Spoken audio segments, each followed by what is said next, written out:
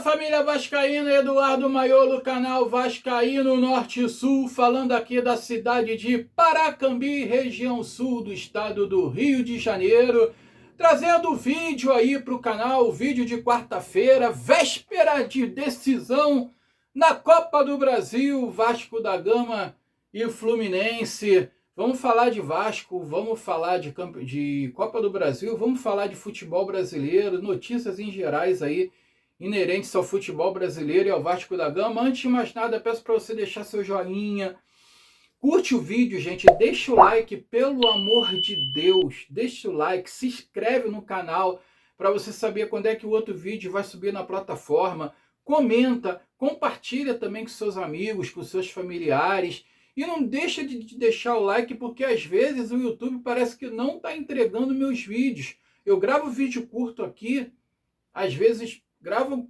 mais de 10 vídeos curtos aqui por dia, e tem vídeo que não entregue, vídeo curto, que tá batendo aí 1.000, 2.000, tem vídeo curto meu batendo 15.000. Eu que estou aí com 400, já passamos de 400 inscritos, se eu não me engano, já está chegando a 410. Vamos bater os 500, gente, vamos bater os 500 aí até amanhã. Ó, falta pouquinho para a gente bater 500, e o Vasco campeão da Copa do Brasil, vamos bater 1.000. Vamos bater 1.000 com a empolgação aí do Vascão campeão. A gente bate 1.000 aqui, tranquilo no canal, tenho certeza, com a ajuda de vocês, porque sem vocês eu não sou nada, sem vocês eu não sou ninguém. Então deixa o joinha, que é muito importante para o vídeo chegar a mais pessoas no YouTube. Que se vocês não derem um like, tem muito pouco like, gente, e muita pouca visualização. Pessoal, gente, 410 inscritos, não é possível que tenha 10 visualizações num vídeo. Se você se inscreveu aqui no canal, se interessou, assiste os vídeos aqui que eu estou postando, que tem muita informação interessante, tem muita notícia também, assim, notícias que eu divulgo, é claro, né? Não é fonte minha, não é... Eu não estou aqui para dar furo de reportagem, eu estou aqui para, né, para propagar as notícias e para mastigar as notícias aqui para você que não tem tempo, né, de ficar pesquisando sobre o Vasco, sobre o futebol brasileiro. Vamos falar de Copa do Brasil a princípio, gente. Copa do Brasil que começa hoje as decisões, né, entre Cruzeiro e Corinthians, lá no Mineirão, primeiro jogo de ida, marcado hoje para as 9h30, transmissão aí da Premier, da Sport TV.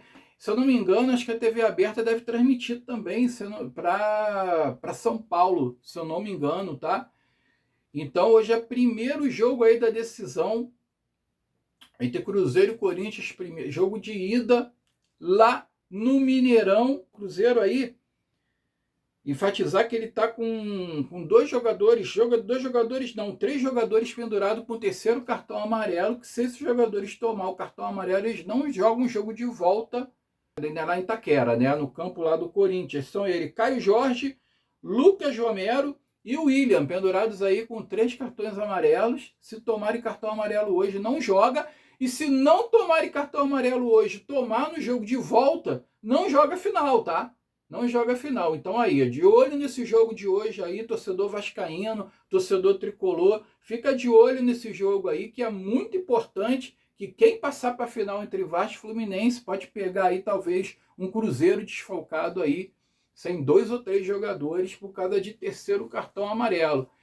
O Corinthians também tem 2 jogadores lá com cartão amarelo, mas que também não fazem assim tanta diferença. Um é reserva e o outro também não faz muita diferença. Agora, Caio Jorge, desfalque no Cruzeiro, é uma diferença enorme. Caio Jorge, que eu tive a notícia hoje que ele chegou a fazer uma recuperação numa contusão séria que ele teve no Vasco da Gama. Estava livre aí no mercado e o Vasco não se interessou em contratar o Caio Jorge. Tá aí, ó, estourando no Cruzeiro.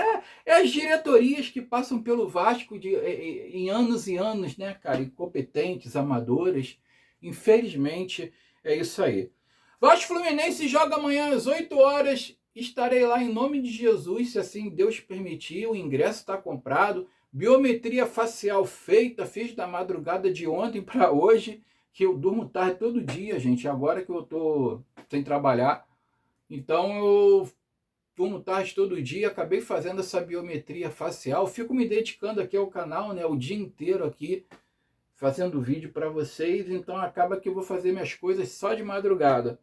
E né, tá certo lá, o ingresso bonitinho, tudo cadastrado, e se Deus permitir, estarei no Maracanã amanhã, fazendo muitos vídeos, fotos, fazer aquele vídeo bacana na volta, né, mostrando aí os bastidores, agora do Maracanã, né, não nossa casa, o Maracanã, palco aí de muitas glórias também, do nosso Vasco da Gama, muitas decisões que eu fui no Maracanã, que eu presenciei desde pequeno, por isso que eu falo que o Maracanã não tem que pertencer a time nenhum, cara, que o teor histórico dele é muito grande, é muito abrangente, ele não se limita só a um clube do Rio de Janeiro, o Flamengo, no caso, como dizem, né? Tudo bem, o Zico foi o maior marcador de gols no Maracanã, foi o Zico, né? O Roberto Dinamite jogou muito em São Januário. Ele é o artilheiro, maior artilheiro do Brasil, porém jogou muito em São Januário, o Roberto Dinamite. O Zico jogou mais no Maracanã porque o Flamengo sempre jogou lá, porque o Flamengo não tem estádio, entendeu? Mas tu não pode atrelar o Maracanã só ao Flamengo por causa disso. Ele tem um teor histórico enorme dos 4 grandes clubes do Rio, inclusive a América, Bangu também, que hoje não figuram assim mais na elite, mas já foram protagonistas tempos atrás, entendeu? Então, por isso que você não pode aí delegar o Maracanã apenas a um clube aí do Rio de Janeiro e nem do Brasil, porque o Santos já cansou de jogar partidas decisivas aqui no Maracanã, com o público carioca presente, lotando o Maracanã, com mais de 120 mil pessoas aí para ver o Santos, tá? Esse é um detalhe muito curioso. Olha, Vasco e Fluminense já se enfrentaram 9 vezes em semifinais, contando aí de Carioca e de Copa do Brasil também, né? O Vasco leva uma ligeira vantagem aí sobre o Fluminense. E eu tô aqui com uma lista aqui, né, das semifinais que o Vasco disputou contra o Fluminense e onde cada um, né, teve vantagem. Olha, em 90 o Vasco teve vantagem no Carioca. Em 2025, o Fluminense venceu o Vasco no segundo turno, semifinal do segundo turno. Em 2006, o Vasco eliminou o Fluminense na Copa do Brasil, olha o detalhe. Em 2008, o Fluminense eliminou o Vasco no segundo turno do Carioca. Em 2010, o Vasco levou vantagem em cima do Fluminense no primeiro turno do Carioca. Em 2013, o Vasco levou vantagem no primeiro turno do Carioca também.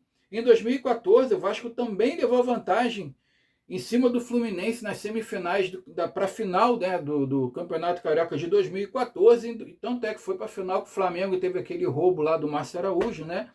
Em 2017, o Fluminense eliminou o Vasco nas semifinais do Campeonato Carioca. Em 2018, o Vasco eliminou o Fluminense nas semifinais do Campeonato Carioca. Então, olha só, 6-3 o placar aí de eliminações, o Vasco levando vantagem aí em disputas de semifinais de Campeonato Carioca, Copa do Brasil e outros campeonatos também, né? Sem falar dos títulos, né, gente? Sem falar, o único título que o Fluminense se gaba até hoje é aquele título de 84 brasileiro em cima da gente, da época do Roberto Dinamite, na época que eles tinham um super time lá, a máquina tricolor, Romerito, Assis, Washington, Delay, Tato, aquele time lá deles era sinistro, eu acho que não conseguia ganhar deles de jeito nenhum.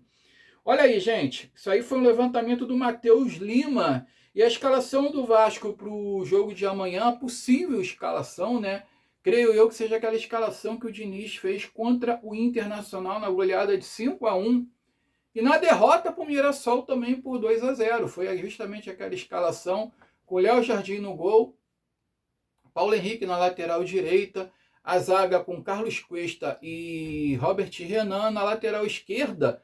A única mudança é o Puma Rodrigues no lugar do Lucas Piton, lesionado, né, que torceu o ligamento do joelho. No meio-campo, ele deve vir com Barros, Thiago Mendes e o Felipe Coutinho ali, fazendo, né, aquele intermédio ali para o ataque. Do lado direito tem o Colômbia, o colombiano.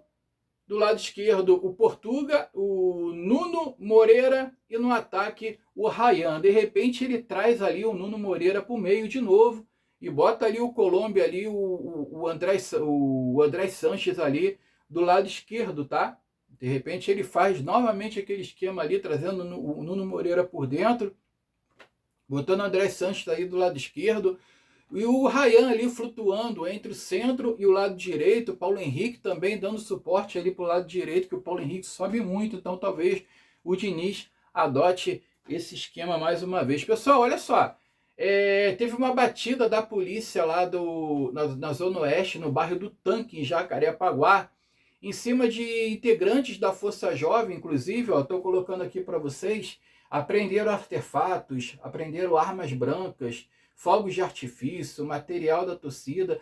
Eles estavam esquematizando um ataque à torcida do Fluminense antes do jogo de amanhã, para não permitir que a torcida do Fluminense entrasse no Maracanã, tá?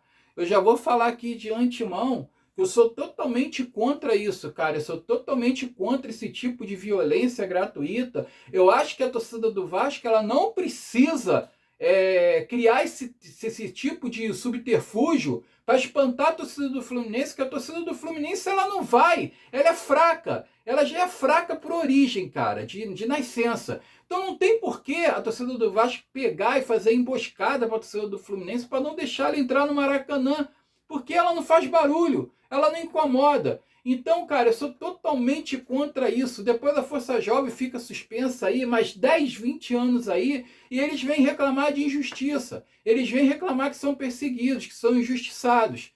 Tá certo que em outras oportunidades, a torcida do Vasco foi realmente injustiçada, como naquela batalha campal lá em Joinville contra o Atlético Paranaense, se não me engano, em 2013, que o Vasco caiu para a segunda divisão.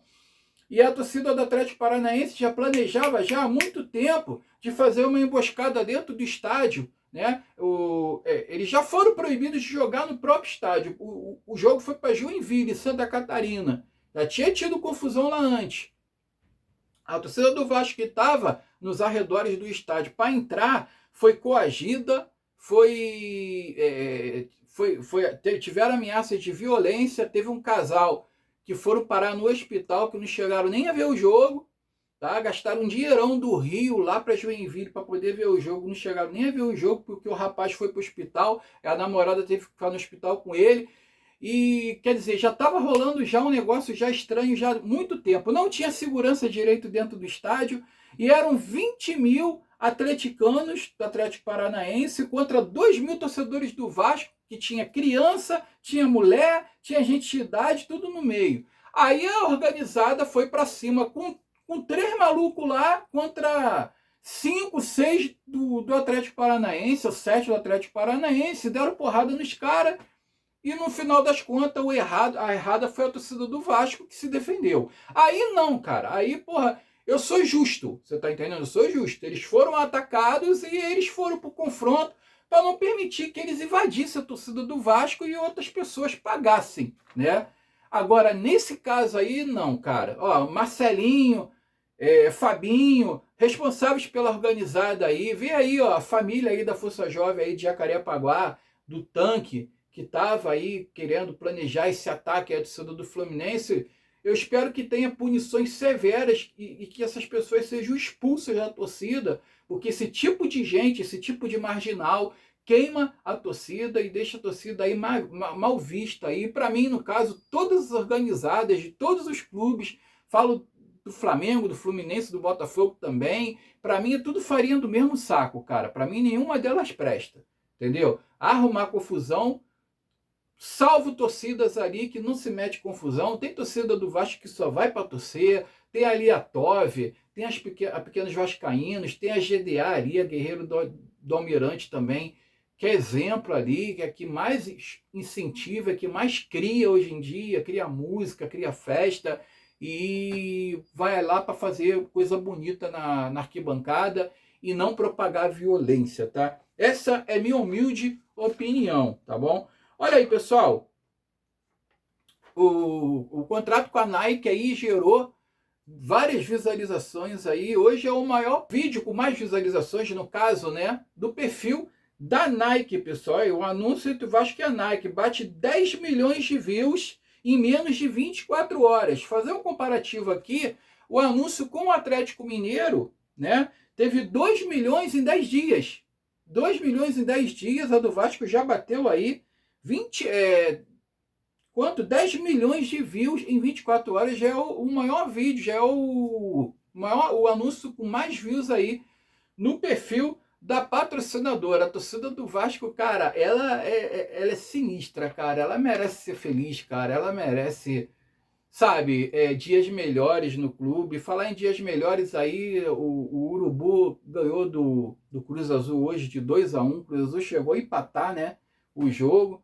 O Urubu fez um gol no final aí, que o relógio do juiz que deu o gol, dizendo que a bola transpassou a linha, tecnologia nova, né, sendo usada.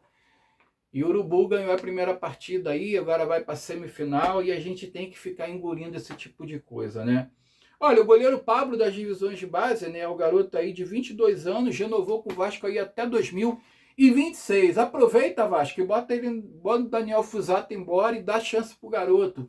De repente, acho que o garoto, para substituir o Léo Jardim, quando precisar, de repente ele vai ser bem melhor, né, cara? Que eu nunca vi um goleiro, na falta do Hulk, não querer barreira. Botar um jogador na barreira e deixar o Atlético Mineiro botar 2 jogadores na frente dele para atrapalhar a visão dele. Tem que ser muito burro, né, cara? Deus que me perdoe. Olha, pessoal, Paulo Henrique está sendo cobiçado aí por clubes aí da Europa e também por um clube da Arábia Saudita. Paulo Henrique aí, que está estimado no valor de 22 milhões de reais, 3,5 milhões de euros, né? Segundo o Transfermarkt, né? Está sendo aí cobiçado aí por times europeus. Tem um time da Itália e um time da Alemanha que já está em contato aí com representantes aí do PH para saber aí a probabilidade aí de fazer a aquisição do lateral direito já para o ano que vem. E também tem um clube da Arábia Saudita também que pode vir com cifras aí gigantescas, tá? Ele já tem proposta concreta na mesa desses clubes. Tem clube aí que já está fazendo proposta concreta aí pelo PH. Só que o jogador ele pensa em ficar no atual momento por causa da Copa do Mundo, né? A convocação da Copa para jogos aí da seleção brasileira, né? Criou aí uma esperança no PH de estar na Copa do Mundo aí de 2026. Ele acha que uma transferência agora no momento pode ser que atrapalhe. Só que dependendo das cifras que vão oferecer aí ao PH, cara, vai ser muito difícil segurar o jogador, principalmente por causa dos empresários, né, cara? Os empresários eles visam lucro. Os empresários eles visam aí, né, a parte financeira. Então, se eles vierem aí com valor aí acima aí, né, dos 3,5 milhões de euros aí, vai ser difícil de segurar o PH e vai ser uma baixa muito importante aí para o time do Fernando Diniz aí para o ano que vem. Isso, o Fernando Diniz também continuar no cargo de técnico, né? Porque a Copa do Brasil é que vai definir a permanência dele ou não. E o PH, cara, é o melhor lateral direito do Brasil hoje, cara. Ele é o melhor lateral direito do Brasil. Vai ser muito difícil do Vasco preencher essa lacuna se a gente perder o PH para o ano que vem. A vontade do jogador é ficar. O Vasco já está vendo a movimentação aí desses clubes e já está pensando aí numa conversa aí para uma renovação de contrato. Contrato do PH que só termina, se não me engano, acho que em 2027, né? Eu não apurei direito essa informação. Eu acho que é no final de 2026 ou 2027, não sei.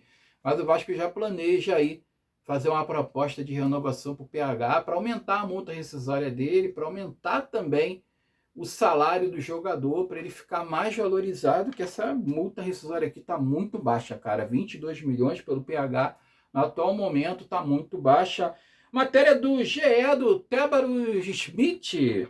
E olha só, outra notícia aqui importante sobre o patrocínio da Betfair, cara. Vai ser muito difícil da Betfair renovar com o Vasco. Eu trouxe essa informação aqui. E parece que a Bet Nacional também é muito difícil de substituir a Betfair, né? Porque os dois pertencem ao mesmo grupo. Os dois pertencem ao mesmo conglomerado, como eu falei no vídeo de ontem. Quem assistiu o vídeo de ontem sabe, tal da...